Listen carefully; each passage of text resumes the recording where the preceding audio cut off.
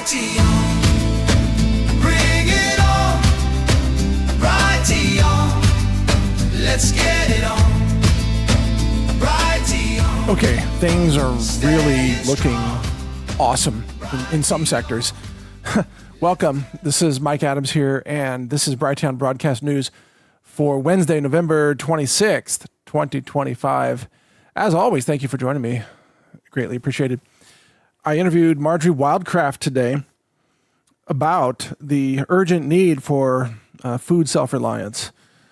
That is, as we move into 2026 and the economic situation remains pretty dire, food inflation worsens, food scarcity getting worse, and a lot of vulnerabilities in the system, like we recently saw what happened when the food stamps got turned off for just a little while. 42 million people didn't know then exactly where to get food. I mean, we didn't have any, crazy riots, thank goodness, but the situation is headed in that direction. And that all reminds me to tell you something really cool here.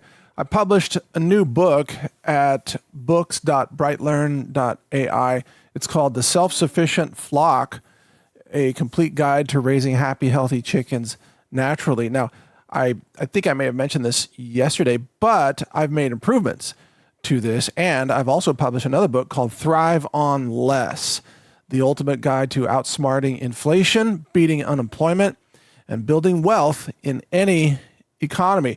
And I use an author name there of Brokeback. Get it? Like Brokeback Mountain. It's another joke, Anyway, it's Brokeback who writes the book Thrive on Less. And I don't know if that's funny or just silly, but whatever. In any case, we've got books coming your way, and I've just made numerous improvements. So first of all, number one, all the books are now interactive. So if you go to books.brightlearn.ai, and let's say you click on the Self-Sufficient Flock book on raising chickens. Well, at the bottom of every sub-chapter, which is a section within the chapter, you can ask Brighteon AI about this chapter. There's a box there. You can enter any question about this subchapter, or really about the chapter. And then Brighteon AI, the engine, will answer the question for you.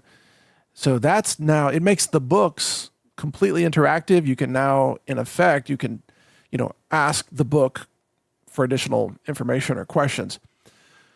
So these are, how cool is that, right?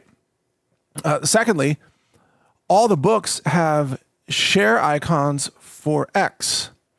So you can now easily click that and share the book on your X, channel if you're on X. We've also added Brighteon Social share links. So if you're on our social media platform, brighteon.social, you can now click that link and share on your Brighteon Social account for any of these books from any page. And it's great because the books are, number one, they're all completely free. And there are now 10 books that have been published. They're all completely free, of course, because I believe in open source. I believe knowledge should be free. I believe in, empowering people with knowledge through decentralization. So they're all free. And you can download the PDFs, also completely free. And then on top of that, did you know that the books have no advertising in them? Because, well, they're books, And one of the great things about reading books, as you may recall, in the days when we used to read stuff, you know what was great about it? Is there wasn't something popping up in your face all the time telling you, to buy something. And we all miss the days of having control over our own eyeballs and attention. And I wanted to bring that back with this website, which is already taking off. I'll tell you about the stats here, but I can't believe how popular it is already. We've had over 4,000 readers already on this site that we haven't even officially launched yet. I've just been talking about it here a little bit and posting some things on social media, just, check out this book, check out that book. But I haven't done an official announcement, So it's pretty wild that we've already had over 4,000 readers and over 1,000 book downloads. Yeah. But I think that's because, again, people miss the experience of reading a book without a bunch of ads all over the place. And although we do have simple messages that say, hey, you can discover more AI tools like this tool at Brighteon.ai, it's just a little tiny piece of text. It's not just some obnoxious graphical banner and pop-up and expanding autoplay videos, just all this garbage that turned the internet into crap. We don't do that stuff. We give you the book, we show you the information, we allow you to share it, we keep the navigation simple. Oh, and I forgot to mention, our books are now mobile friendly. So if you tried to access it on your mobile device yesterday, it wasn't that great on mobile. Actually, the table of contents was in the way of everything. So we have improved that, and now we have it working on mobile devices in a way that looks very nice. And then I'll be back with you tomorrow. And in the meantime, again, if you want to visit books.brightlearn.ai, feel free to do so. But just understand, not everything works yet, but it will shortly. And all the books are going to start appearing there by the thousands. So, well, especially when you generate them from the homepage, and that's coming shortly. So enjoy, and I'll be back with you tomorrow. I call this podcast the Disclosure False Flag. So disclosure is coming. That is, they're going to tell us that we're not alone in the universe and that aliens have arrived. And as a result, well, that's going to be the cover story for all the global reset that they want, the currency reset, the total enslavement of humanity under the technocracy. This is what's coming. And the way we know that, it's very clear now. The way we know this is because Netflix released this new documentary called The Age of Disclosure. I think that's the name. And Netflix, of course, is strongly tied to the Obamas and the Clintons and the globalists. And Netflix is a platform to put out propaganda narratives that the CIA wants pushed into the public consciousness. And furthermore, if you watch this documentary, it features the who's who of like traitors and disinformation agents like James Clapper, for example, who ran the campaign, the Russia total hoax against Trump. So James Clapper is a hoax master and a traitor, a deep state treasonous actor, and he's featured heavily in this film, along with Secretary of State Marco Rubio, who's also a puppet of the globalists. And Marco Rubio in the film is just citing all kinds of propaganda nonsense, like claiming that we didn't know that Pearl Harbor was going to be attacked in World War II, or we didn't know that the terrorists were going to attack the Twin Towers on 9/11. These kinds of lies that he touts. Of course, it's all lies. Of course, we knew. We engineered those events. We, the United States, we engineered those events in order to push a specific narrative and a specific policy. In the case of allowing Pearl Harbor to be bombed, that was because we wanted to push America and get the public support for World War II in the Pacific theater to attack Japan. So that was all engineered. Same thing with 9/11. That was engineered. The Bush family was all in on it, and it was engineered in order to push the war on terror, which turned out to be something that would benefit Israel by destroying all of Israel's enemies, 7 nations in the Middle East. 6 out of 7 have already been destroyed. So what you need to know is that everything is a psyop. Everything that comes out of the establishment is a psyop. And the fact that Netflix was allowed to interview top military personnel, for example, who would otherwise never be allowed to talk about these subjects to anyone, but Netflix was given access, think about it, to all top-level officials, the Secretary of State, for God's sake, top secret military people, in order to make this documentary. And what does the documentary say? Again, it says that aliens are here, they're coming. I mean, the revelation of them is coming, but they're already here, they've been observing us, etc. Now, here's the thing. That narrative is going to be used against us, even though it's quite clear in my mind that we are not alone in the universe. So I do want to be clear that humans are not the only intelligent species, well, not even on Earth, but in the universe. There are other civilizations in our Milky Way galaxy. Many other civilizations that are advanced, that have faster than light travel technology. Oh, and I should talk about that. Oh, where to begin? So these so-called experts in technology that were in the documentary, they were astonished at the change of speed of the alien craft that they say were flying around. And they calculated they pulled like thousands of G's, G-forces. And they couldn't understand how that could be. Well, how to say this? They're not that smart. It's obvious that if you have warp drive technology, which can use a lot of energy to bend space-time in a bubble around your craft, then you can change speed and direction almost instantly without feeling any acceleration. In other words, you do not feel any G-forces when you alter space-time, because it alters the way gravity is experienced, because gravity is just the curvature of space-time. That's it. Gravity isn't actually a force. It's just the curvature of space-time. And in the same way that when you step off of a tall building, let's say, I mean, don't do this at home, but if you were to step off a tall building, you would not feel yourself being pulled to the ground. You feel weightless, right? Ever been on a roller coaster? When you're plunging toward the ground, what do you feel? Weightless. You don't feel like you're being pulled to the ground. That's because gravity acceleration does not subject you to G-forces. So when you alter space-time through warp drive technology that uses energy, then your craft can instantly change direction or can even appear to teleport without experiencing G-forces for its occupants, okay?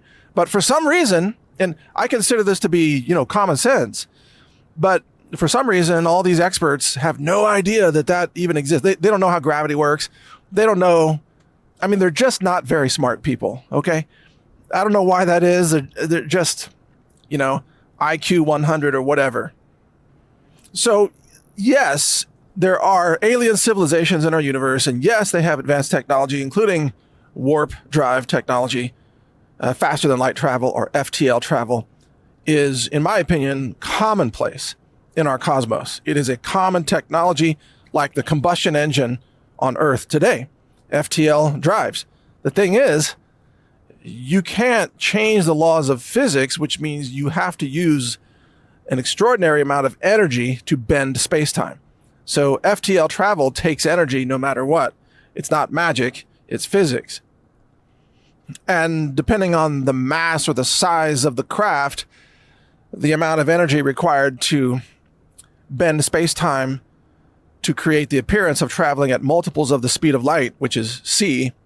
For example, if you want to travel at 100 c, the amount of energy is enormous. We could do the math on it, but it might consume small stars. It's an enormous amount of energy, but that does exist. However, all that said, what we're about to be subjected to is a disclosure false flag, which is fake alien disclosure, not the real alien disclosure, but a faked alien disclosure that is faked by the globalist government using Project Bluebeam type of approaches, holographic projection, exotic flying craft with lights and psyops, media coverage, the same kind of psyop they did during COVID. They can do that for aliens, and they can claim, oh my God, the aliens are here and they have a message for us.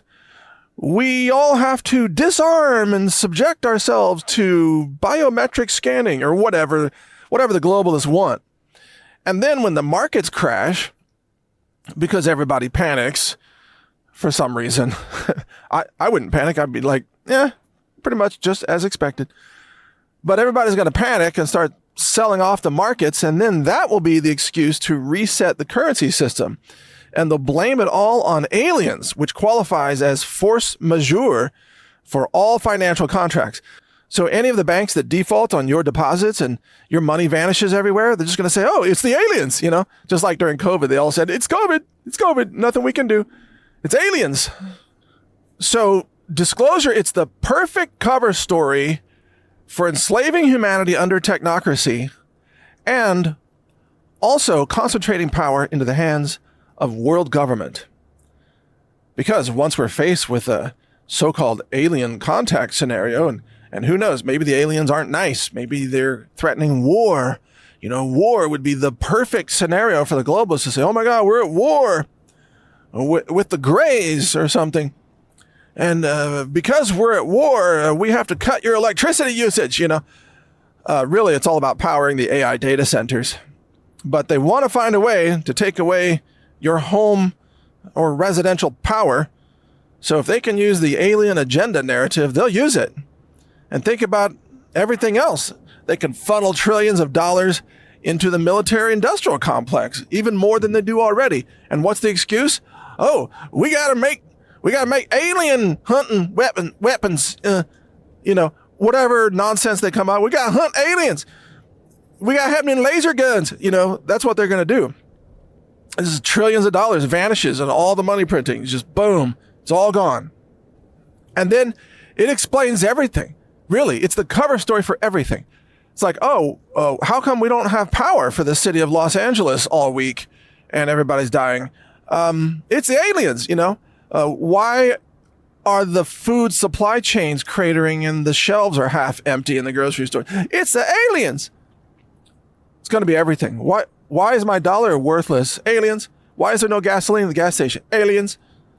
Why are elections canceled? Oh, yeah, that's the big one. Why are elections canceled? Aliens, aliens, aliens. Can't have a free press when there's aliens because, we don't want to anger them aliens. So they'll ban the free press, ban the First Amendment. They'll basically suspend the entire Constitution, and they'll just say it's aliens. And remember that COVID was a dry run of this whole thing. They created a fake emergency, which was the COVID pandemic. It was faked. I mean, at first it was very convincing. Even I was convinced at first for a couple of months. But then it became apparent the whole thing was made up. There was never any virus pandemic. Never existed. Yeah, did the government spray certain cities like New York City with nerve agent toxins? Yes, they did that in order to create the symptoms and send everybody to the hospitals so they could push out all the statistics of the COVID deaths, which, again, at first I was convinced that those were real, but I will never be fooled in that way again. So when they roll out the alien agenda and the media starts saying, everybody, the aliens are here. Yeah, you and I have to have the presence of mind to say, nope, you're full of crap. You're making it up. This is another control grab that you're up to here. You're lying. The government's going to lie. The media is going to lie. Everybody's going to be lying about it. And the way you know that is because they're going to make demands of you. They're going to make demands, and all those demands will take power away from you, and it will put power into the hands of the establishment. That's how you know it's all fake. Because think about it. If there were real aliens that were showing up, let's say, to help Earth, think about it. What would they do? They would give away open source cancer cures, which would completely destroy the cancer industry, destroy the medical industrial complex. It would put millions of doctors out of business, but it would improve the lives of humans on planet Earth, and there would be no more cancer on Earth. Are we going to get that out of the disclosure false flag? No way, not a chance. They will never give you cancer cures because, the cancer industry is so lucrative. So remember, if the aliens do good things for humanity, then they're probably real. But if the so-called aliens are making demands that concentrate power into the hands of governments and globalists, then it's all a hoax. And you should say, no, I do not consent to your fake alien surprise. I mean, it's just a bunch of deep fakes, just a bunch of AI video. And that's the other thing. Technology has advanced to the point where they can now render incredibly convincing videos. So you're going to see all these videos all over the media. It's aliens, and it's going to look convincing, but again, what's behind it. AI is behind it. And see, they needed AI to advance to this state before they could roll out the fake alien invasion, because they need to be able to mass produce a bunch of fake videos. And that moment is now here as of just this year. So this is the pivot point for the age of fake disclosure, or what I call the disclosure false flag, or the disclosure hoax. Wouldn't it be funny if the powers that be push this disclosure hoax, pretending to be the aliens, and then the real aliens show up and say, no, we're not going to let you fake us. And then they start like revolutionizing human knowledge and causing world governments to collapse, setting humanity free. Wouldn't that be amazing? But for whatever reason, the observers that are out there right now that are keeping tabs on planet Earth, they have decided not to intervene, at least not in obvious ways. Now, there are reports that they have already disabled nuclear missiles or nuclear weapons, but that's easily understood in the sense that the non-Earth visitors, they don't want stupid humans to destroy the planet with radiation fallout. And I've said this before in my podcast. It's very clear that Earth as a cosmic commodity has very high value for lots of reasons. Number one, it's a water planet, right? Number two, it's the right distance from the sun. Number three, it's got an axial tilt relative to its orbital plane around the sun, and that tilt gives it things like seasons. And number four, it's got an orbiting moon. Number five, it's got a strong magnetosphere so that the harmful radiation is mostly averted from reaching the surface of the Earth. But back to the moon also helps promote the magnetosphere. And of course, the tides and cycles of plants and animals and crops and all kinds of things. What else? Well, the moon can function as an observation base and a planetary defense base. In addition, our location of our sun on the spiral arm of the Milky Way galaxy happens to be some really good real estate. We're kind of in the downtown section of where the highways cross in terms of planet density. If you actually look at the spiral arms and look at our location, once you have faster than light travel, you realize that Earth is a pretty good stopping point, kind of like a way station on the way between other destinations in the same spiral arm. By the way, most of the FTL traffic in the Milky Way galaxy by extraterrestrials will be conducted along one spiral arm. And you may not know this, but according to scientists, there are only two spiral arms of the Milky Way galaxy. That was not known for a long time, but apparently there are only two spiral arms. And to make it to the other arm on the other side of the galaxy, it's I forgot the exact number. It's like 100,000 light years or something. Depends on where you start. But it's a long way across, okay? So almost all the FTL traffic is going to be on our spiral arm, which means that every civilization that's closer to the center of the galaxy than our sun is, if they want to go to another star system that's farther away from the center of the galaxy than our current solar system, then they have to traverse past our solar system, obviously. Or roughly, they got to pass by our sun on the way out. So again, we are like on a convergence of highways. So that makes Earth a really great stopping point. And also, it's got an atmosphere. It's got an atmosphere that's mostly nitrogen, 79% nitrogen, roughly. It's 19% oxygen, so it's a breathable atmosphere. Most of the atmosphere is inert. The oxygen isn't too high to where it's going to oxidize people's lungs or aliens' lungs. It's also not too low. It's pretty decent. It could be better. It could be 25%, but whatever. We'll take the 19% because we can still breathe. But also, the oceans have all the elements in them. We've got rare earth minerals all over the planet that are useful everywhere in the galaxy. I already said the correct distance from the sun. That's key. There are just so many benefits to the territory of Earth that aliens don't want us to screw it up, which is, I think, really the only interest they have in human civilization is not to protect the humans, but to protect the planet from humans. Yeah, to protect the planet from humans. Because they see humans as dumb animals, like dumb apes, just running around with nukes, electing stupid people to run their countries into the ground. Half the planet is starving, you got a whole fake medical system with fake virology, the fake cancer industry, pharmaceuticals. We drug our own pregnant women to death. We spray our food with pesticides and herbicides, which is the dumbest thing on any planet, anywhere in the cosmos. We abort and murder our own babies before they're born, which even rats don't do that. Even field rats want their children to live for the most part. There is occasional fratricide, or I guess you call it ratricide.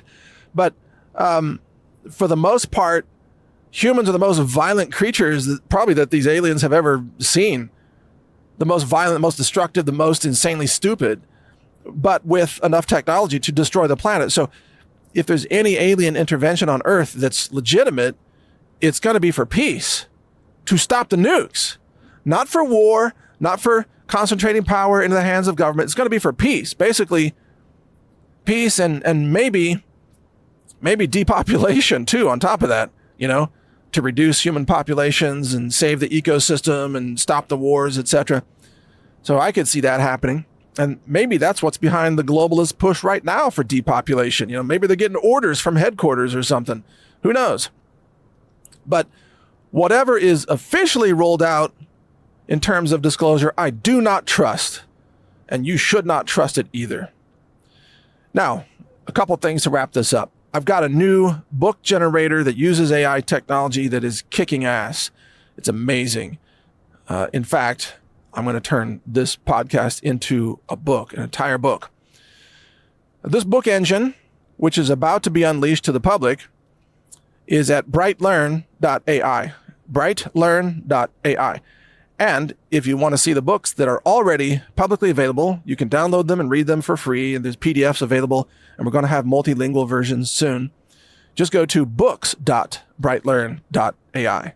And you can see all the books that I've generated, including books about how to build chicken coops and the cancer collapse, your digital doctor, poison pantry, about all the toxic foods in your pantry.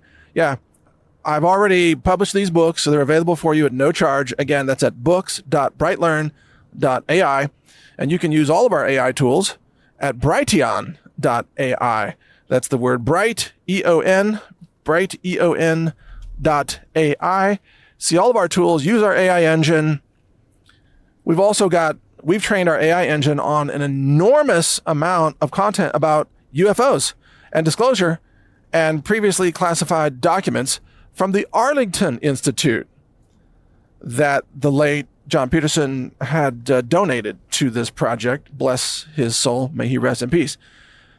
So if you ask our engine about disclosure and aliens and UFO technology and faster than light travel, etc., at brightu.ai, you're going to get the best answers from any AI engine, just because of all the training material we've put together. So check it out. Use all of our free tools.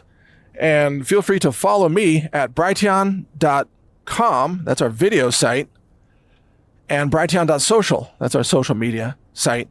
And again, you can find all the AI tools at brighteon.ai. So check it out. Use the tools. They're all free. Just registration required, just your email address, but no fee at all. Use the tools. Have a blast. Thanks for listening. Take care. My message for you today is that you are not obsolete, even in the new AI economy. You are not obsolete. And in this podcast, I'm going to cover why you are not obsolete and how you can navigate the challenges of mass AI replacement of current human jobs. So thank you for joining me today. I'm Mike Adams. I am not only known as the Health Ranger, but I'm also an AI developer. And you can see all the tools that I've built. They're all free at Brighteon.ai. Now, the first key point to understand here is that yes, AI agents will replace a very large percent of current human jobs. And I'm talking about desk jobs that you do behind a computer, let's say. Right now, at least a quarter of those jobs can be replaced by AI. Within a year, that number will probably be 50%. Another year, 75%, let's say. These are just estimates. And then a year after that, nearly 100%. But that doesn't mean that you're obsolete, even if you have one of those jobs today. What it means is that even though this will be disruptive, there will be new jobs that are available as a result. And this is the way it works with all technological revolutions, including revolutions in things like agriculture. So the introduction of tractors, well, that replaced a lot of people who were otherwise working on the farms using human labor. So the human labor was replaced with machine labor. So what happened to all those humans? Well, at first, there were disruptions. They lost their jobs, but then they found new careers and new jobs by doing things that are higher level than, cutting corn cobs or whatever they were doing in the field. That's the key. Before the invention of the printing press, the Gutenberg machine, well, there were a lot of scribes in society. And so what happened after the printing press? The scribes lost their jobs. Most of them did. Was that a bad thing? No. It freed people up from the drudgery of hand copying books, which is a horrible job to have. And so part of my message here today is that, the job you're doing right now might be replaced by AI, but the more quickly it's replaced by AI, probably the worse the job is. And so not having to do that job will actually be a benefit to you. The key is to upgrade your skills so that you still have value to employers or to society in ways that transcend your old job that is now obsolete. So there's no such thing as an obsolete human. There are only obsolete roles that can be easily automated by machines. And in this broadcast here, I'm going to give you some tips for how to stay ahead of the curve as jobs are replaced at a very large scale. So the first thing to understand in all of this is that as AI cognition is gaining in its ability to replace your old job, it's also gaining in its ability to teach you new skills at essentially zero cost. So think about this. Never before in human history have human jobs like customer service jobs been easily automated by AI agents that can read and reply to emails. But that moment is here now. And yet, at the same time, we have AI engines that are essentially free, and many of them are available completely free for limited use. I mean, our AI engine is completely free for unlimited use, by the way. You can find that at Brighteon.ai. But you can use AI systems now to teach you job skills that used to cost you a lot of money. So this is the first thing to understand, is that you're never obsolete as long as you continue to learn. You are only obsolete if you stop learning and stop adapting.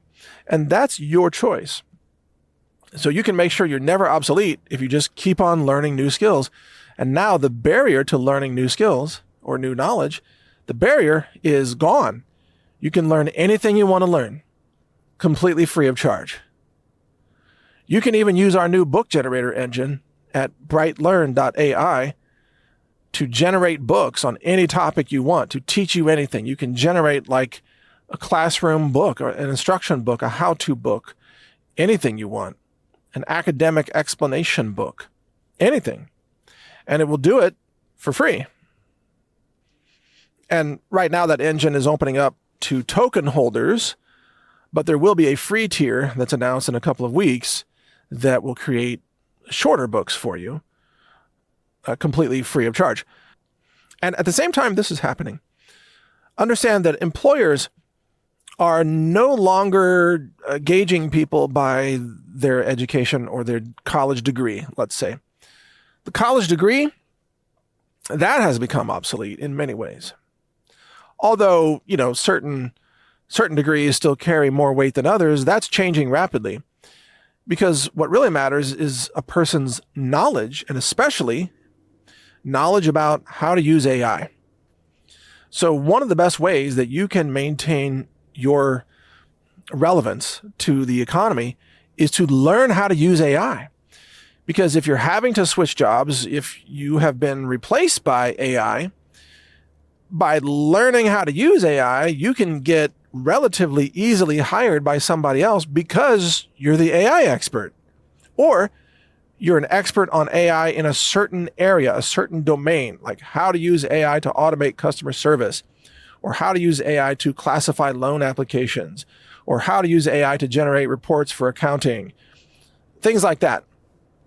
You can become an expert in that area, and that uplifts you from the drudgery of the low-level job to a higher-level job that might even pay more, but certainly requires more brain power and more creativity, and that's the key. See, you don't want to stay stuck in an obsolete job just because it pays you an hourly wage and some benefits. You want to upgrade your skills and adapt to the new changes in society so that you are now more relevant than ever before, even in the age of AI. And this is what happened during the revolutions of agriculture or the Industrial Revolution, when machines were replacing human laborers.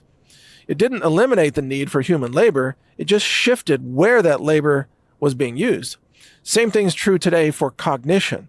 Even though machines can now achieve human-level cognition for most tasks, it doesn't eliminate the need for human cognition. It just displaces it and pushes it into different areas of the economy, or different areas in a corporate environment, or different areas of business or innovation or entrepreneurship. But you still need cognition.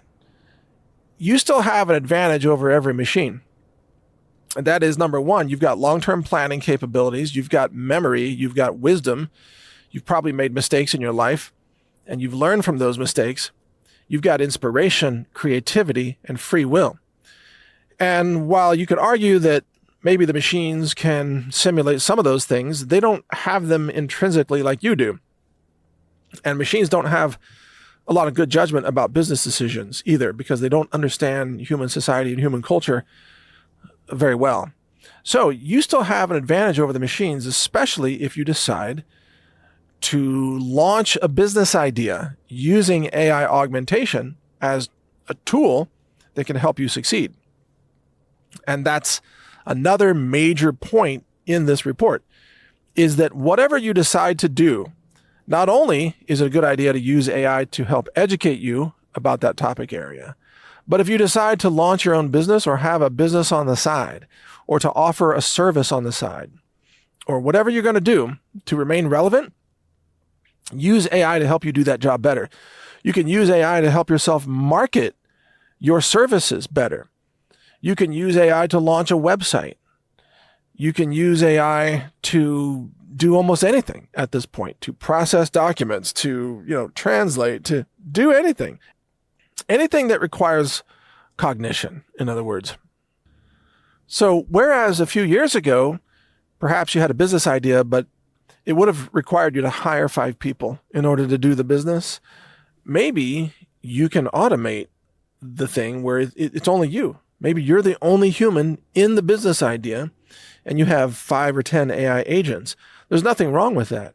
You're under no obligation to just create a business that hires a bunch of people. You can be a one-person business. And I've even proven that. I've shown that with our book generator engine at brightlearn.ai, I'm the only human involved in that entire project. Literally, I'm the only person. I built the engine using AI agents from the ground up. Even, all the graphics and book covers and everything, it's all been AI automated. And although we're giving away the book, we're not charging people dollars, you might have an idea where you could charge people. You might have a special analysis service for a specific industry. And that's the other part of my message here, is to leverage what you already know into a new business venture, if that's what you choose to do. But leverage what you know. Don't try to become an instant expert on something where you have no knowledge. Like overnight, I'm going to become an expert in trading, options or futures or something. Yeah, probably you're not going to become an expert overnight.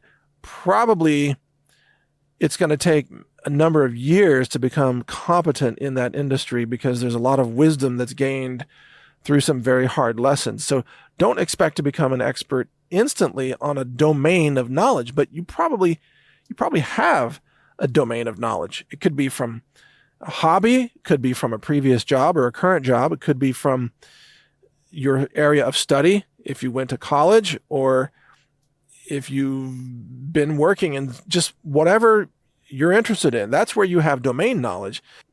And that's where you should look for ideas for launching a new business, a new specialty service, if that's what you want to do. And you don't need to earn that much if you've already been able to save some money on the side, which hopefully you have been. If you're listening to this, you probably have been. Now, speaking of that, there's another important chapter in all of this, which is to learn to live on less. So while you're involved in this transition, which will be very chaotic, and a lot of people will be displaced from their jobs, and that might be you, possibly, or maybe someone you know, or your children, or what have you. It's important to be able to live on less during this time. Because, you see, culturally in America, we like to buy really big houses. Even when we're just starting out, we're in our 20s and just got out of college, and we want to buy a 3,000 square foot house for some reason, because the lending agent made it affordable in terms of monthly payments that you can just barely afford. So you're just barely scraping by. You got a house payment, you got a car payment, you got insurance payment, groceries, which are going up. And then you land a job, and the job pays just enough to be able to make all these other payments. Well, what happens if you lose that job? Now you're in trouble, right? Now it's an emergency. So it's a good philosophy to learn to live on less, so that you can downscale in terms of not requiring so much revenue every month. And there's no shame in living on less. And I've lived on less many times throughout my life. As a poor student, you could say, when I lived in Taiwan, I was completely broke. I was down to my last 100 NT, which was worth about $4. I was literally down to my last $4 for a meal. And I was buying rice and eggs to eat, because they were the cheapest way to not starve. So I know what it's like to live on less. And not only is there no shame in it, but it actually builds character. So if you're going through a time of some chaos or job loss or adjustment, don't think of it as a failure. It's actually a time to build character and learn some financial wisdom about living on less. How do you cut expenses significantly and still use your time and energy wisely to learn new skills and to upgrade your game so that you can maintain relevance in a changing economy? Living on less is a key part of this. And that means you're not going to go out to eat as much, probably. You're going to have to give up that Starbucks latte. You might have to cook more of your meals at home, which is fine. If you're not employed, you're going to have more time to do that. So spend your time doing things like learning new skills via AI, cooking your own meals, studying the job market. There are all kinds of online courses that you can take completely free. You can tune in to practically the entire coursework of MIT that has online videos. You can watch their courses. You can learn anything you want, very nearly, completely free of charge these days. It's just a question of how you choose to spend your time. If you choose to spend your time, just being a consumer and focus on entertainment and things like that, then, you're going to have kind of a rough time, because you are going to be left behind in that scenario. But if you invest your time in learning new skills and maintaining relevance and saving money, living on less, then you're going to be fine. In fact, I would say that people who exercise self-discipline are going to do extremely well during this time of transition. Self-discipline means a lot of things, like the discipline to study and learn, the discipline to live on less and spend less money, the discipline to look for new jobs, the discipline to, just get up in the morning and do something useful for the day, not just sleeping in all day and binge watching Netflix series at night, Discipline. When you exercise discipline, you're going to be very successful, especially if you follow my podcast, because I'm going to give you the tools all the time. I'm going to give you tools. I'm going to give you wisdom, perspective, and show you how to navigate all of this. So even just listening to my podcast is a good use of your time, especially if you're doing something else at the same time, like cooking a meal. You can be cooking and listening. And that's what I do. If you wonder about my habits, well, I'll share them with you. It's no secret. So when I'm out exercising, I'm jogging in the forest, and I'm always listening. I'm always learning, and I'm listening to things that teach me every single time. When there's a holiday and my staff at my company, they're off for the holiday, which is great because they don't bug me. And then I get to do vibe coding, which is AI coding, and I get so much done on holidays or weekends. But I'm not just at the desk all day. I'm out exercising. I'm lifting kettlebells. I'm enjoying the sunshine. I'm taking care of my animals. I'm collecting chicken eggs or cleaning out the chicken house from time to time, or whatever I'm doing. I'm taking care of goats, dogs, animals, donkeys. I'm doing stuff, planting more trees, building out irrigation systems, monitoring the pine needles on my loblolly pine trees and things like that, making pine needle tea. I'm doing real things too. But I make sure that every hour of every day is something that's going to move me towards my goal. And in my case, I have a goal of reaching 1 billion people with empowering knowledge, decentralization of human knowledge, especially in areas of health and disease reversals and liberty and freedom, all of that. That's my mission. Whatever your mission is, you need to make sure that every day you're moving in the direction of your mission, that you're using your time in an intelligent way that takes you closer to your goal. And it's totally okay to be far from your goal right now and to recognize that this is going to take a long time to get there. That's okay. The journey of 1,000 miles begins with a single step, as they say. So it's totally okay. Additionally, use AI engines to help you plan your goals. If you have an idea for the world or an idea for your own future business or your own future career, it's a good idea to ask AI engines, hey, what do you think about this career direction? You could ask it questions like, here's what I'm considering doing, or here's a business idea I want to launch. And do you think that this will be relevant in 5 years or 10 years? Is something that an individual with my skill set can successfully pursue? Is this something that I can start with a minimum investment? What would be some ways that I can market this idea? Offer me some feedback that's critical of this idea. Point out the weaknesses or the gaps in this idea, or how can I make it better? You can talk to AI engines like this and get that kind of feedback, and they will help you work through your ideas. And they are very good at that. And this is why I say, no matter what you've done in the past and no matter what your interest areas, you are not obsolete.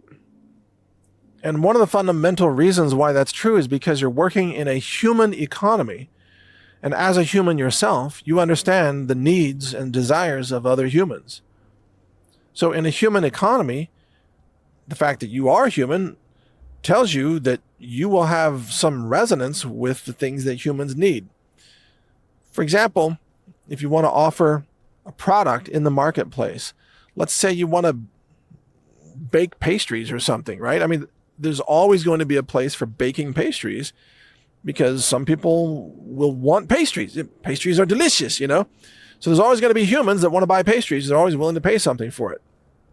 Well, You can't easily automate pastry making right now, but you can automate a lot of things around it, such as much of the accounting of a pastry business, the marketing, the logo design, the strategy, the negotiation with the landlord for the rental space. You can have AI help you negotiate. So yeah, you're still going to make the pastries, which is fine. There's no shame in that. It's an art. It's a way to contribute to society. It actually has real meaning. And you can use AI to make your business more successful, even to help you choose a location. You can, maybe you're considering renting a building at this certain location in the city. You can ask your AI engine about that, give it properties about that location. Is this a good idea?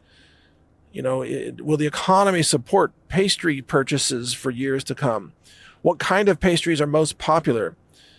What's the best marketing angle on pastries? What would be some of the best wholesalers for pastry ingredients to be able to buy ingredients in bulk in order to save money on the commercial side? So lots and lots of ideas there. Okay, a couple more things and then I'll wrap this up. But the healing arts will always need humans. The healing arts, I'm talking about everything from massage therapy to acupuncture, traditional Chinese medicine, chiropractic care. Also, there's, sound to energy healing, vibrational medicine, just 1,000 different things. Herbal medicine, naturopathic medicine. Humans will always have a role in the healing arts because it's about more than cognition. It's about empathy. It's about resonance. It's about the human side of things. It's about being able to feel what your clients and patients are feeling. And that's something that machines can't do. In addition, there will always be job opportunities for humans that do complex physical tasks. For example, plumbing that I've mentioned before. Plumbing or welding or being a chef for now. Maybe one day there'll be a robot that can be a chef, but that's many years down the road. And it's going to take a long time for robots to be plumbers because of the needs of dexterity and crawling into small spaces and having hand grip strength, and also just the knowledge of how to diagnose a plumbing problem and having the right tools and having the forearm strength to grip the tools. This is why, why are most plumbers strong men? Because you got to be strong to be a plumber. You got to have a lot of hand grip strength and forearm strength in order to be a plumber. You don't see a lot of female plumbers for that very reason. So, yes, we will always need plumbers. We will always need people who run landscaping businesses and greenhouses and who know how to grow plants and harvest plants and who know the whole process of producing herbs and natural medicine through plants. Again, there will always be a human element that is needed for every one of those. And if you think about it, most of the jobs that are being replaced by automation are jobs that were very robotic in the first place, like vacuuming floors in a hotel. So there's a robot that can vacuum floors. That's great. We don't need humans to vacuum floors. What a waste of a person. Humans are meant to do things much more meaningful than walking up and down hallways for 8 hours a day running a vacuum cleaner. That is not a very rewarding job, and it's not much of a life mission either, right? So we should celebrate the automation of these low-end jobs or drudgery jobs because it frees us up to do things that are more meaningful and more challenging and that actually contribute better to society. So, don't fear automation, just get ahead of the curve. You're not obsolete, in other words, but you may find that your past skill set is obsolete. So you got to learn new things. Okay, very last thing here is about learning. And some people don't learn very quickly and they wonder why. How come I can't learn this? How come I can't figure out math or whatever? Let me give you some advice, and it's nutritional advice. Your brain will work better when you improve your diet. So the cleaner your foods and the cleaner your health habits, the better your brain is going to work. And yet, most people, they bathe their brain in blood that is infused with all kinds of toxins. What do I mean by that? Well, your blood is made from the things that you eat and things that are on your skin, or even if you inject yourself with vaccines, for example, that goes into your blood, okay? It may start out as an intramuscular injection, but it goes into the blood because there's such a thing called biodistribution. That's how they function. So the things that you eat affect your brain. And if you're eating junk food, you're going to have sort of junk brain, junk cognition. And that's not going to serve you well. If you want to be a super learning machine, you got to have a superfood diet. And it doesn't mean you have to spend a fortune either. You can eat healthy at very low cost. You can buy in bulk. You can grow some of your own food. You can do sprouts. Sprouts are dirt cheap and loaded with nutrients, especially broccoli sprouts, which, broccoli sprouts will generate brain medicine. It's called sulforaphane, and it's neuroprotective and anti-inflammatory. You can grow it for free. What do you need? A jar, a rubber band, a piece of cheesecloth, and some sprouting seeds that are just dirt cheap. $10 will last you months, You can grow medicine, okay? And you can do it almost for free. There's nothing stopping you from having a healthier brain and eating healthier in terms of your food choice. There's nothing stopping you except your own knowledge and your own discipline. That's it. And you can upgrade your knowledge using our AI tools that know a lot about nutrition, by the way. And you can upgrade your discipline just by choosing to do so. And the healthier you get, the more disciplined you'll become, because you're going to find that it's easier to do things when your brain works better. When the cobwebs are gone because you've eliminated all the seed oils and the processed junk foods and the excitotoxins and the toxic pharmaceuticals and all that garbage, you get it out of your life, your brain works better. Discipline becomes easier. Ideas come easier. So whatever you decide to do in your life, first thing is you got to clean up your diet or improve it in any way you can, upgrade it. And then you're going to find that everything else flows more easily. So, see, you're not obsolete. You might be living under, chemical exposure that is making your life more difficult. And you can change that with a choice. And your life will get better from that point forward. And that's what I teach. You can follow my work at Brighteon.com. You can use all of my AI tools at Brighteon.ai. You can read my articles at naturalnews.com, or you can follow my social media posts at Brighteon.social. I'm also Health Ranger on X. So follow me wherever you like, and you'll learn a lot, and I will help you navigate this economy so that you're never obsolete. You're always at the top of your game. Thank you for listening. I'm Mike Adams, the Health Ranger. Take care. There are approximately 100 million American families. 330 million Americans, the average family, and so forth. So you've got 100 million American families that are supposed to somehow repay 100 trillion in debt. Now, that happens to be $1 million per family. Per family, yes. And the average family in America today earns $52,000 and they're barely getting by. So where is the money going to come from to pay off this debt? The question, I think, is it a product of just terrible leadership in our country, or is there a design behind it? Welcome to today's interview here on Brighteon.com. I am joined again by an incredible person, Gary Haven, who's a friend and a great patriot and a supporter of so much freedom for America. And today we're talking about the economic situation in 2026 and beyond. Welcome back to the show, Gary. Thank you, Mike. Glad to be here. It's always great to have you here.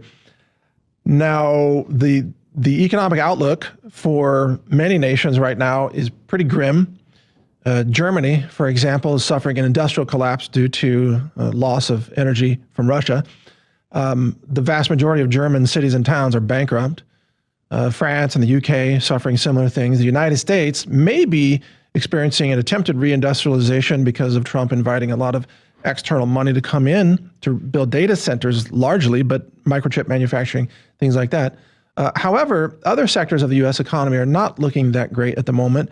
The debt to GDP ratio is still about almost 130% in the U.S., not as bad as Japan with 230%. But China's also got a debt problem as well. So can you give us your big picture outlook about where we are economically, both domestically and then in terms of global geopolitics?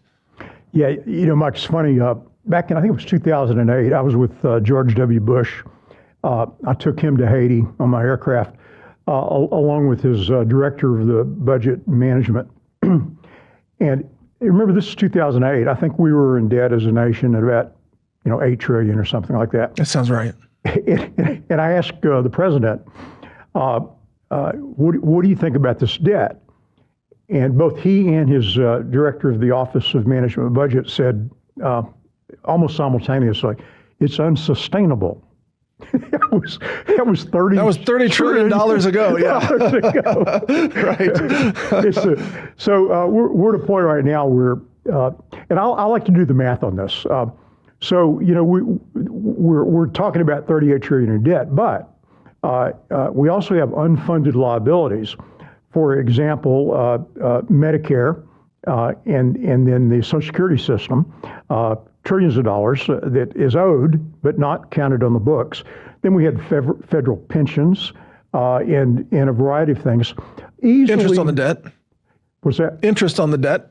Yeah. I mean, it easily over, very conservatively, $100 trillion. Yes. So there are approximately 100 million American families, 330 million Americans, the average family and so forth. So you've got 100 million American families that are supposed to somehow repay 100 trillion in debt. Now, that happens to be $1 million per family. Per family, Yeah. Yes. And the average family in America today earns $52,000 and they're barely getting by. So where is the money going to come from to pay off this debt? And of course, you have interest on the debt right now. This year, I believe, we're at about 1.6 trillion of about a $6 trillion income that the government has. And of course, we're borrowing money to pay the debt.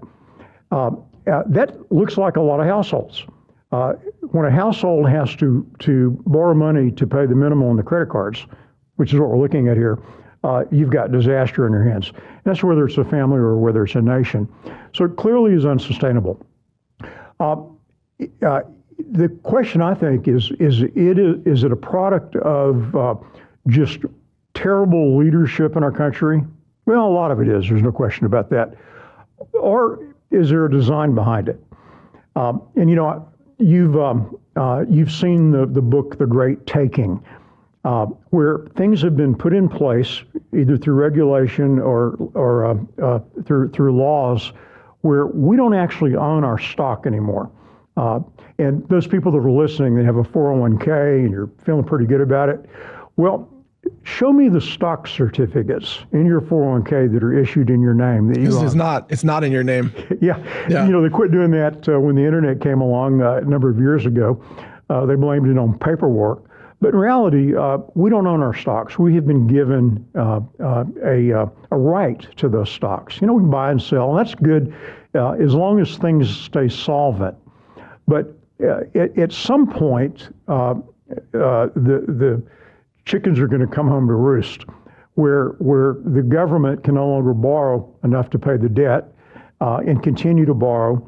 And I believe that the people that are behind the curtain, the people that control the central banks, which, by the way, the Rothschild family controls all the central banks of the world. They're so far more wealthier than Elon Musk, you can't even imagine. Well, in 1929, when the stock market crashed, for much the same reason, by the way, you could borrow margin loans to buy stock with 10% down, and the central bank had loosened money and liquidity was out there. But then literally in one day, they told the banks in the country they could no longer make margin loans and that all margin loans had to be collected immediately. That's what caused the crash. And it's what caused the depression. But there were people that knew in advance when it was going to happen. The Kennedys, for example, Joseph Kennedy. Well, those people knew when it was going to crash, were able to sell out at top dollar, and then come back later and buy at pennies on the dollar. And what's going on behind the scene, whether it's COVID or whatever right now, the elite, the globalists, have an agenda that requires three things. They want to absolutely control us. And number two, they want a massive transference of wealth from us to them. And number three, they want a controllable or sustainable population. And that means they want fewer of us. And so COVID was a great example of that. They had us wearing diapers on our faces, and we couldn't go to church. And 1/3 of all small businesses in America went out of business while the big box stores kept open. And they're all owned by BlackRock, State Street, and Vanguard, and the Jewish mafia out there who got massively wealthy off the backs of the average American. And of course, when you control the media, you can control the message, the narrative, which they're masters at. That's why waking up is so important. But they've got us in a trap now where the only exit is bankruptcy in our country, the destruction of the dollar. The U.S. dollar has lost 10% of its value against world currencies this year. Mm-hmm. And what's particularly interesting, you mentioned Japan. And by the way, I've been to Japan 25 times. My former company has 2,000 locations in Japan. Half of all gyms in Japan are curves. So I know the culture, I know the economy really well. And their debt to GDP ratio, as you said, is about 250%. It's massive. Interesting side note. And they just announced new stimulus of, I think, 153 billion US dollar equivalent, right? Yep. Massive stimulus. Yep. And for the first time in a decade, they began to pay interest on Japanese bonds. And there goes the carry trade. The carry trade. That's exactly right. Boom, dominoes falling globally. And we had a really tough week in the stock market last week, right after they announced that the people that have borrowed yen at 0% interest, and they came over here and converted them into dollars and bought stocks. Or treasuries even. Or treasuries. Yeah. They suddenly, that margin they were making off of U.S. treasuries by borrowing zero interest loans in yen, Japan decides to start charging an interest rate. That's about 1.5%. And that margin just closed. Yep. And this explains a lot of the crypto problems right now, too. I noticed today. There's going to be massive unraveling of a lot of positions. I think it was $88,000 today. Bitcoin. For Bitcoin. Yeah. And so all of that now is unraveling. And then, of course, you have the sanctions war and the BRICS that have been put in place to protect other countries against U.S. Assault and hegemony that's going on out there. So you have a lot of things that are being put in place to bring this country down economically. Mm-hmm. And there's really not much that we're going to be able to do about it as a voting citizen. The real key is, what can we do about it as individuals? How can we do wealth preservation? Okay, that is a great topic to focus on. But let me bring in a couple other things before we get to the practical items, which is the outlook. I laugh when people or institutions purchase 10-year treasuries thinking that they know what's going to be in 10 years because of the disruptive power of AI technology, machine cognition. Right now, just because of recent improvements from Google, Gemini, and Anthropic, and Grok, and others, plus China is very strong in this area with DeepSeek and Alibaba, et cetera, Quen. In 2026, I'm anticipating the displacement of millions of office jobs, white-collar jobs, primarily in areas like customer service and sales service, where 80% replacement rates are achievable today with today's technology. That'll be 90% 6 months from now, if not higher. Those job displacements are going to be massive, and they will accelerate. And I don't see anybody in Washington, D.C. that's calculating any of this into their equations at all, or even with central banks. They're not calculating this. And I'm almost done with my question, sorry. But eventually, Trump is going to have to approve a universal basic income, it seems, because of UBI. So many Americans will have lost job prospects, at least in the short term, because their skill set is now obsolete. And Amazon announced it's going to replace 600,000 warehouse workers over the next several years. And they already let go 30,000 this year, according to reports. So when we start printing $1 trillion a month to hand out to people who lost their jobs, then that puts us, we're going to be at $50 trillion in debt before the next presidential election. You know, I mean, how does that sustain? Yeah, you know, you actually, there's a couple questions in there. Yeah. One is printing money devalues the dollar. It's just standard economic principle. And they're doing massive amounts of it now. They've been doing it for a number of years. And the dollar, as you know, what we could buy in 1970 is, I think the dollar in 1970 is worth a few pennies today or something like that. You're right. I think it's a 96% loss of purchasing power, something like that. So we're going to continue to see that, which means there's going to be a new dollar, and it's probably going to be digital. And universal basic income is probably going to become a necessity. You know, we kind of have it right now. You know, when 42 million people are on food stamps. True. Yeah, we're well on our way there. You know, it kind of goes back to the globalist thing: control, transfer of wealth, and a sustainable population. And let me tell you what: when you're showing up to get your universal basic income, which is barely enough to get by on, and you have to behave to get it, and we've seen that modeled through the Chinese social credit score, which, by the way, a lot of the globalists that have spoken about it. They talk about the new global government being based on the Chinese model. Yes. And so we're going to be told what we can say and do and so forth if we want to provide even minimally for our families. That's part of what's coming, and this is all by design. Well, and can I interject? I'm sorry, but the Great Taking fits perfectly with this, because when the banks fail, the government can come along and say, hey, we'll give you all your money back, but it's in this digital system, and you have to agree to the terms of this, which is the social credit score combined with the CBDC. And we'll give it to you over this time schedule. Right, yeah. Right. You know, I had a worldwide business, and a good friend of mine was my master franchisee for Greece, and she lived in Cyprus.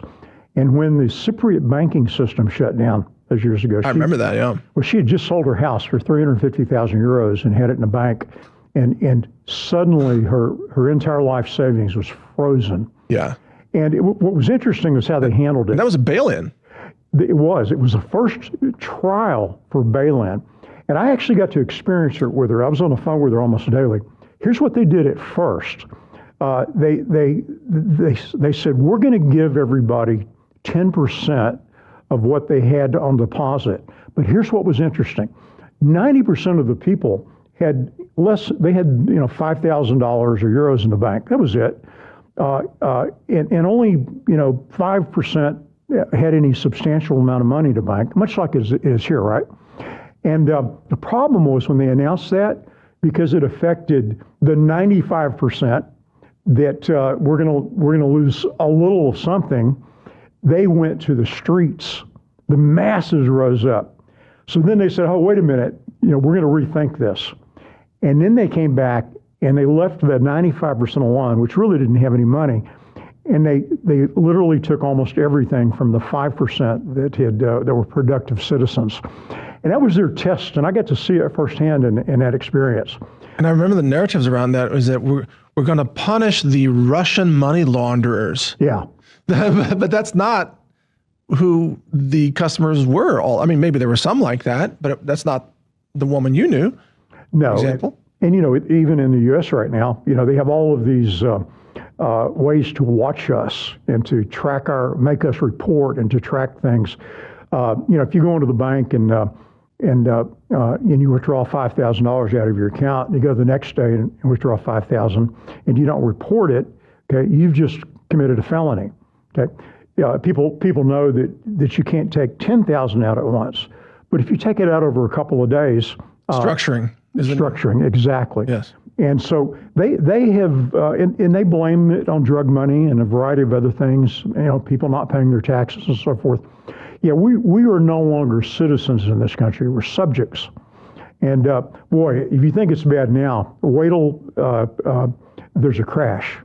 Wait till the great taking acquires the ownership in all of your stocks, because they're the fiduciary that hold it. And if your audience hasn't read The Great Taking, Google it. It's a free book. It's about 100 pages, and it will change. And if you've got a 401k or you've got money in the stock market, it's going to blow you away. We interviewed the author. Oh, did you really? Yeah. Yeah. Everybody needs to know that. That's a story I tell on a frequent basis anytime I'm with somebody prominent. Well, and that's because people don't understand counterparty risk. They really do not understand that. Yeah. Whereas the gold and silver people understand self-custody is the answer. Even a lot of the crypto people understand Bitcoin in your own self-custody, that counts. Bitcoin ETFs held by some other institution, that's not real. That doesn't count. Counterparty risk. Yep. Yeah, if you can't touch it, you don't own it. Right. That's right. And it's funny. Maybe 5% of people in America own any kind of metals, and that's extraordinary to me. When metals are the only real money, and currency is not money by definition because it's not a store of value. No, it's called fiat for a reason. Right. So, what does this mean then for where this country goes? Because I am certain, Gary, that AI is going to replace millions of jobs next year alone. And as you know, I was showing you one of my AI projects. I'm an AI developer. I see behind the scenes and I talk to frontier model developers, and I have for 2 years. There's no question that AI can now do, for some jobs, 90% of what humans can do. For other jobs, it might only be 50%. And I'm talking about white collar jobs. So as soon as company owners realize this, they're going to automate.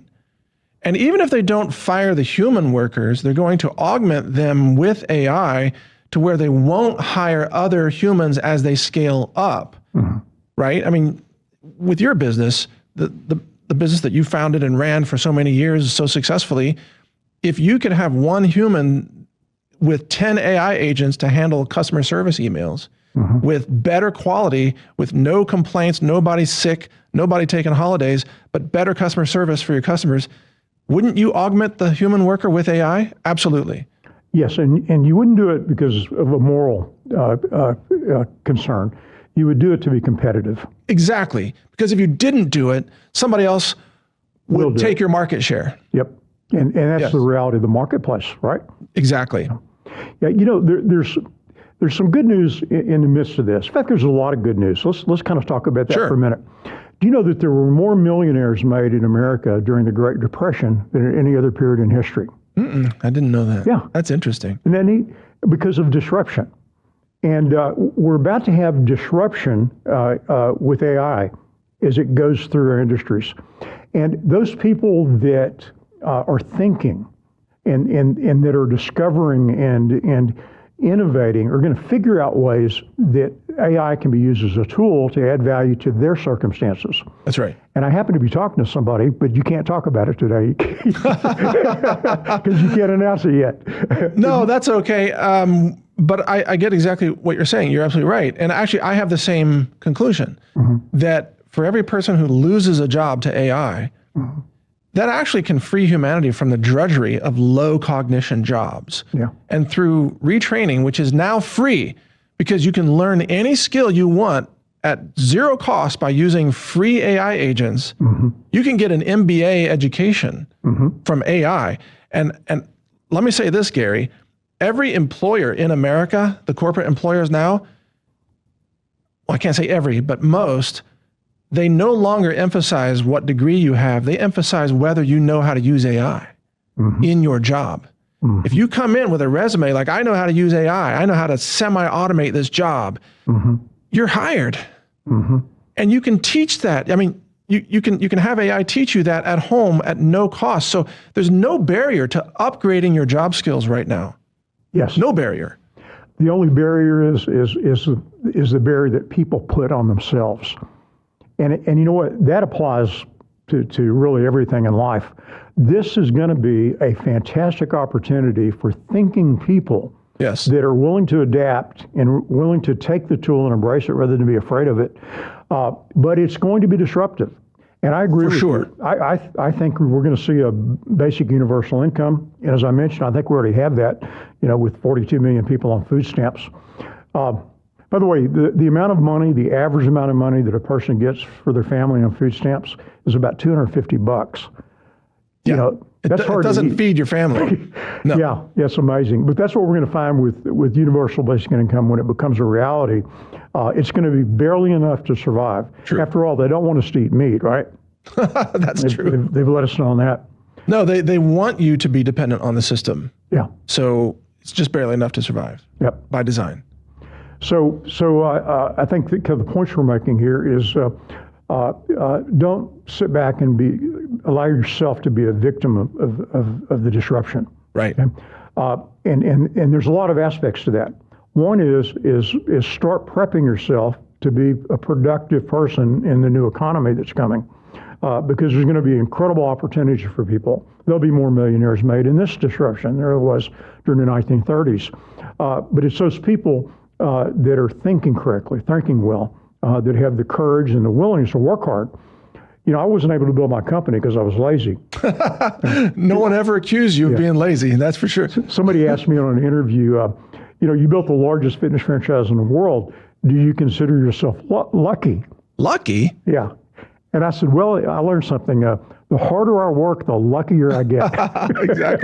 Exactly. And this disruption that you speak of right now, and, for example, I showed you a project that I'm about to roll out.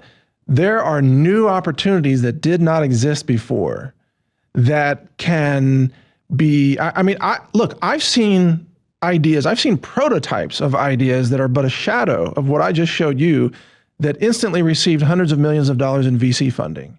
Yeah. That were a pale shadow of it. You can instantly add value to society in new ways because of the disruption, which is your point. Yeah. That's what you're saying. Yeah. And the easy way to not be left behind in this is to break your paradigm. Mm-hmm. The new future is not going to be like the old world that we came from. Yeah. On a side note, and I went to AI for this last night. My son, Brandon, who lives in Missouri, and we are developing a concept for a survival community. And the housing on the survival community is the key, because you can't build a McMansion in a survival community. And what people want is something they're comfortable with, that's efficient and so forth. So we've been looking for all different materials and things. And I was talking to my wife about it. When we grew up in the 1950s and 1960s, how large was the home we lived in? They were small. That's right. Yeah, but we were okay with that. We didn't know any better, right? Right. So in fact, so I asked AI that question last night. What was the average size of in square footage of the middle class home in the 1950s? Let me guess. Okay. 750 square feet. A teeny bit bigger, but not much. 800? 900, right. Okay, yeah. Okay. And then it said, and it increased in 1960 to 1,100 square feet. Wow. So we basically grew up in 1,000 square foot homes, and the families, by the way, were much larger, right? Yes. You shared rooms. They had one bathroom, everybody shared it, and so forth. I had 4 siblings, and we lived in the typical middle class home in those years. So I was watching Fox News yesterday, and they were talking about the housing crisis, right? And the guy went straight to mortgage rates. The problem is mortgage rates. So I also asked AI last night, what's the average size of homes in America today for middle-class people? Okay, 2,500 square feet. Wow. Yeah, I was surprised with at that a 50-year mortgage coming. Yeah, exactly. That's going to solve all the problems, right? And so the real answer is not the mortgage rates. Yeah. In fact, the average mortgage rate was 6% anyway, right? All those years. And we're at 6.5 right now. That's not the problem, and nobody seems to realize this. The problem is people are trying to live in McMansions on a $52,000 budget. Yeah. So part of the design of this housing project we're going to be doing. And by the way, Thomas Massey's working on this with me. Cool. He said that if he gets thrown out of office because of the APAC attack, he's going to go full time and help us work this project. He's got 50 patents to his name, by the way. He's brilliant. Yeah, he is brilliant. So we have found that a one-bedroom home in about 500 square feet can be beautiful. In fact, we built 10 of them already. And that's all people really need as a starter home or as a retirement home. That's right. Okay, or even up to a kid or two, which is most of the market today. So the housing project is a good example of how you use your innovation, your intelligence to look at problems and offer solutions. And so I think we can solve the housing problem. It's not the mortgage rates. It's the McMansions that people are expecting. That's the only thing on the market. It's all the builders are building because they've not figured out a way to make money doing mass production of 500-600 square foot homes, or even 1,000 square foot home. See, that's extraordinary because the expectations of the American consumer are so high now. Yeah. And also it's a cultural thing where everybody wants instant profits. A lot of young people want to be instant influencers on YouTube. And they have an expectation they want to earn $600,000 a year in their 20s on average, based on surveys. And that's actually not going to happen for the vast majority of them. My grandparents lived in a tent following the Great Depression, worked for a company in Colorado, and the company would give you a base salary and a plot in a field with a canvas tent. And that's how they got started in a tent, right? Yeah. In Colorado, which brutal winters there in a tent, right? Mm-hmm. But they survived. They made it through. You might be shocked to hear this, but to this day, just because I don't have a lot of priority on this, I actually live in a one-bathroom structure that's less than 1,000 square feet because I don't care. Because I live on hundreds of acres, and my gym is out in a forest, by the way. I lift kettlebells in the forest. I just don't spend much time in the house. You know, I cook a meal, make a smoothie, I'm out. I don't care. Yeah. I've got more important things to focus on. But we have to learn to live without all the glitz and the glimmer of the fake wealth that people want to have, especially at a younger age when they haven't earned it yet. You know, it takes time. Yeah. We have to bring people back to the reality. And that's going to be a factor in this new economy that we're coming into. Yes. Yeah. You've got to be productive within the opportunities that are there. And you only get that way by thinking well. Right. And by doing hard work, by doing the prep. But it's going to be a huge opportunity. Yeah, you know, in the meantime, debt has become something that, I haven't owed anybody even $1 since I was 35 years old, which, by the way, is 35 years ago. If I wanted a new car, if I wanted to buy a ranch, a new jet, I've done pretty well, right? But I paid cash for it. I did not go to the bank and borrow it. Nope.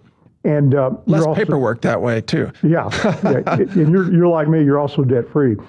There's so few of us that think that way, and it's called deferring gratification. By the way, that's right. We have mastered the ability to defer gratification, and that's a character attribute that we need to restore. And I've got some family members with kids that have just graduated and got their first job, and then gone and bought a $50,000 vehicle, literally buried themselves in debt. Wow. And that's kind of the norm. Yeah. And so they get married at 21, they have a child, and now they are married to a job that they probably hate because they have to pay the mortgage and provide for everybody. You know, deferring gratification and earning something before you begin to spend it. Man, we've got to restore that. That's going to be restored in these difficult times that are coming. Agree. You know, people are only teachable when they suffer sufficiently. And we're about to have the greatest teaching time, certainly in our lifetimes in our country. Very good point. That's a great segue to the final segment I want to ask you about this, which is our purpose and the spiritual calling that we have. Because one of the great benefits of this disruptive this technology and maybe the reset and possibly even the collapse of our dollar currency, which is fake money, there's the potential for things to be much better, much improved on the other side, for humans to live with greater purpose. So to be free from a lot of the drudgery and a lot of the indebtedness, but you might live in a 500 square foot, 1-bedroom place and still be happier than what you are today. So talk to us about the evolution of purpose, mission, and consciousness along this pathway. Great, that's a great question. There's two questions that we have to ask ourselves. I think they're the two greatest questions of all. The first one is, who am I? Now, identity has been a battlefield out there, and it's crazy how they've run with it and caused confusion in people. So if someone were to ask me, who are you? How do I identify? This is my answer. And it's, I think, the most important questions you can ask someone. Well, first of all, as a Christian, I believe that I am an individual who was created in the image of a loving God. No one has ever existed like me before or will be like me afterwards. I am unique. This loving God who made me in his image made me to love him and to be loved by him. And then the second great question is, what is your purpose? Well, knowing who I am, I believe that my purpose is to serve this loving God, to listen to him. He has plans to prosper me, not harm me, and to be an emissary. I literally wear the signet ring of a creator God, and I walk in this world as his emissary, teaching people about his love and being about his business. When I wake up every morning, the first thing I do, and you'll appreciate this when you're 70, I say, thank you, God, for this day. Right. I hear you. I wake up with an attitude of gratitude. Yes. Right? And then the second thing I say is, what do you got for me to do? How can I serve you today? How can it be about your business? And you live that. I mean, you really work that principle daily. He's faithful to assign me. And you know, I don't drag along guilt and shame and blame because I'm not always perfect. One thing Christians often forget to do is forgive themselves. Okay, Jesus paid the price, man. My job is to go into that throne room first thing in the morning boldly, because Jesus paid the price for that, and tell that my loving God that I'm available for him and to send me. And let me tell you what, he sent me on adventures, in Haiti with 3 of my aircraft for 6 weeks, flying search and rescue. We're the only rescue for these people who've been wounded in the hurricane, and flying through tornadoes and North Carolina. Yeah, North Carolina, right? You were there too, with your helicopter. After Hurricane Helene. Yep. And that's part of who he is. The Bible says that he'll give us the desires of our heart. Well, I love aviation. And so for me I flew Rand Paul, who's an ophthalmologist, to Haiti. And we took 250 blind, elderly, desperately poor Haitians, and we removed cataracts. Wow.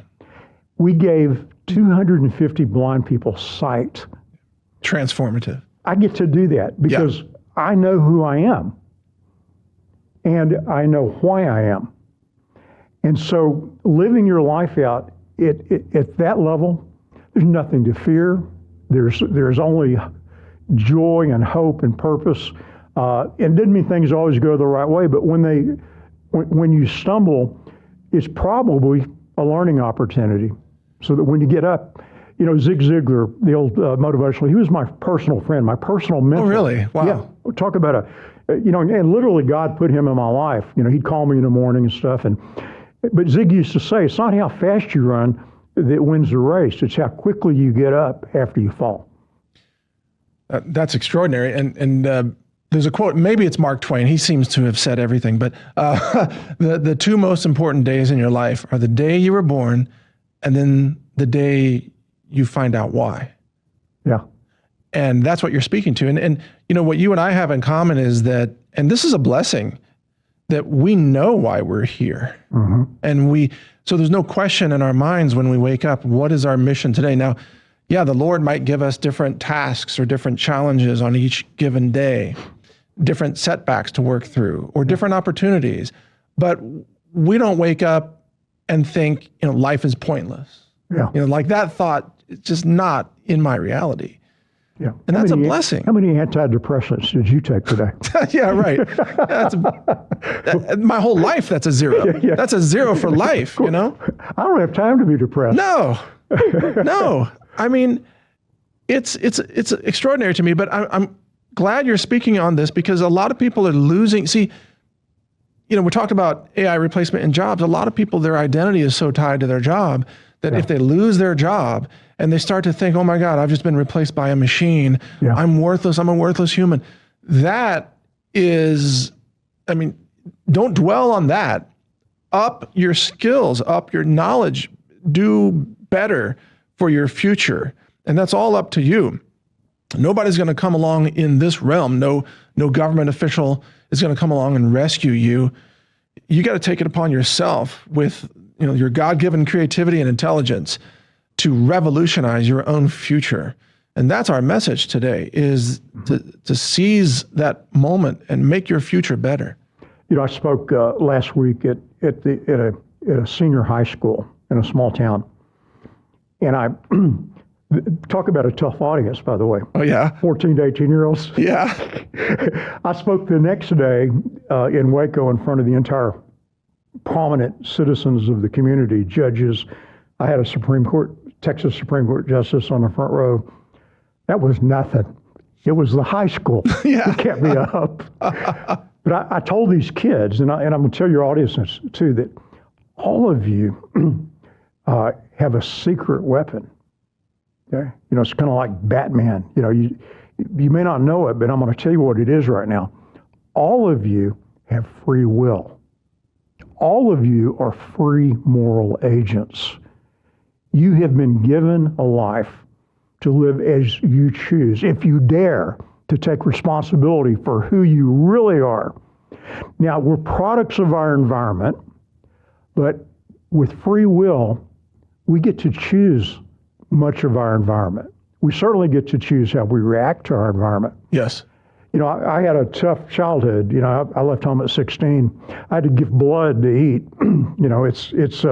I really wasn't given anything in terms of resources. But I chose to take my environment. I lied about my age and got a job in the oil field as a roughneck at 17. No kidding. You were a roughneck? Yeah, and I still have all my fingers. That's a rough job. Oh, yeah, right there. At 17, I weighed 155 pounds. I loaded cargo ships in longshoremen when I was 17 in the summer in Beaumont, Texas, in the hull of a ship in a 100-degree day, throwing a 50-pound bag of flour over my shoulder, going up into the hull where there was a spot and dumping it, breathing the flour in my lungs. I used to load UPS trucks when I was in college, and those were 110 degrees in the summer in the Midwest, and people shipping 70-pound boxes. Yeah. But you know what? It was a free will choice. I was making 10 times the minimum wage of $1.10 an hour, by the way. Yeah. To do that kind of work. And I was willing to do that to pay for college and to get ahead and so forth. Yes. It's just free will. Yes. And I said in the earlier interview, people have to be willing to do hard work. Yeah. Right. But work is gratifying and work motivates you. When I was out in the middle of the Gulf of Mexico on an oil rig, they'd fly you out, leave you for 7 days, and then come back and get you. If you worked a double, you stayed 7 days, the next 7 days, and another 7 days. And wow. Yeah, talk, completely away from everybody and everything. Yeah. But man, I made so much money that I could afford to pay tuition and books and things. But I remember when I was out there in the winter and it's freezing, I was muddy, and we were working with a drill pipe. I said to myself, one day I'm going to work in air condition around women.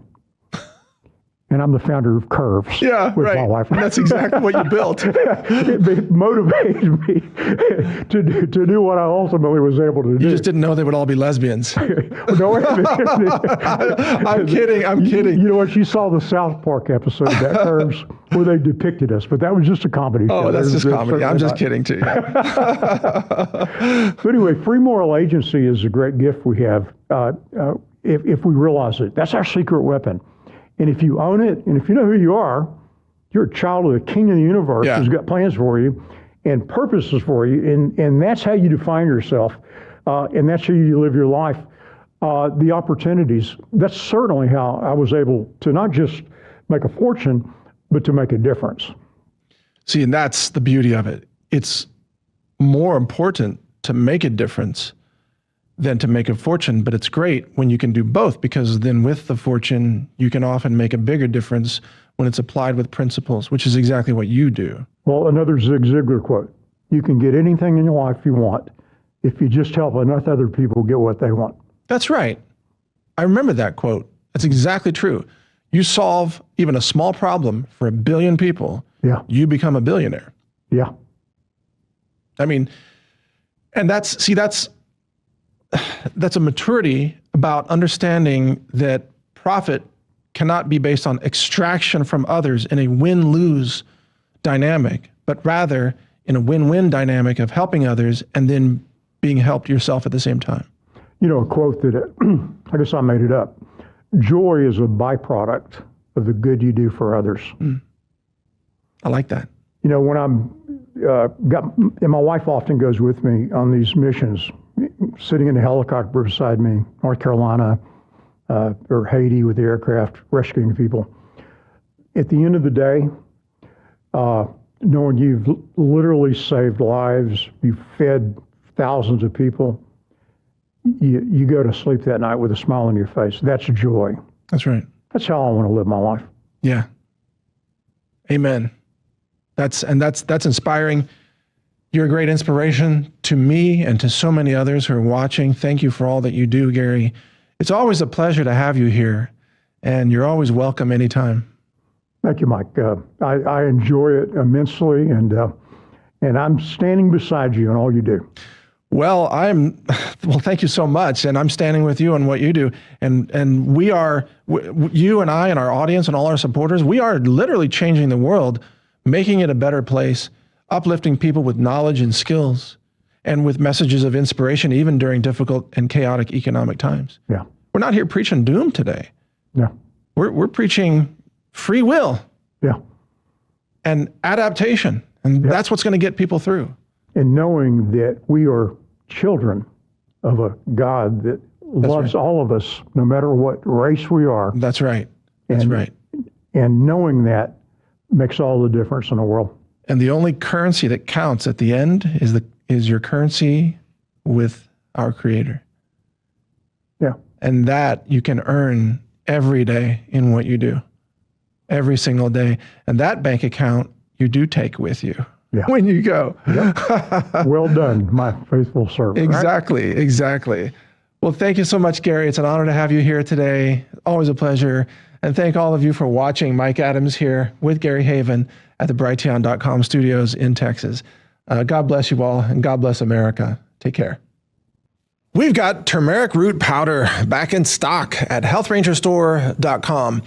And the reason you want to get turmeric root powder from us is because, of course, turmeric is very frequently contaminated with lead. But we do all of our own testing. We've got an ISO accredited laboratory with multiple mass spec instruments, and we test for lead and mercury, arsenic, and cadmium as well, plus glyphosate. And for some of our products, we test for atrazine. For everything, including turmeric, we test for E. coli, salmonella. We test for yeast and mold, total plate count, and listeria, and many other things. So we test in-house to make sure that you get the cleanest foods and superfoods, nutritional supplements, and personal care products imaginable. And that's why people love us, and thank you for all your support. But go to our website. Here it is, healthrangerstore.com. And right here, you can just search for turmeric. Or you can shop any of the other categories that we have and some of our sales and so on. But here's our turmeric root powder. It's back in stock right now. This is something that's very difficult for us to keep in stock. And of course, it's organic and it's lab tested on top of that. But we also have, and I'm showing it on my desk, we also have the turmeric tinctures available. We have our regular tincture and then our plus version, which has black pepper and ginger in it as well. And these products are incredibly popular. They're very delicious. People love them. And also they are lab tested like our turmeric powder.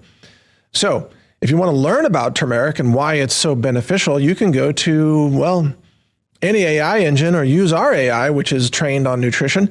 That's at Brighteon.ai. And you can ask it, hey, how can I use turmeric? Give me some recipe ideas, or what nutrients are found in turmeric and how might those benefit my health or support my natural health? You can ask it questions like that and you'll get very good informative answers. So use our store, healthrangerstore.com, to acquire these products that give you outstanding nutrition, and use our AI engines at Brighteon.ai to learn about how they benefit you and how you can use them. So thank you for your support. I'm Mike Adams, the Health Ranger. Take care.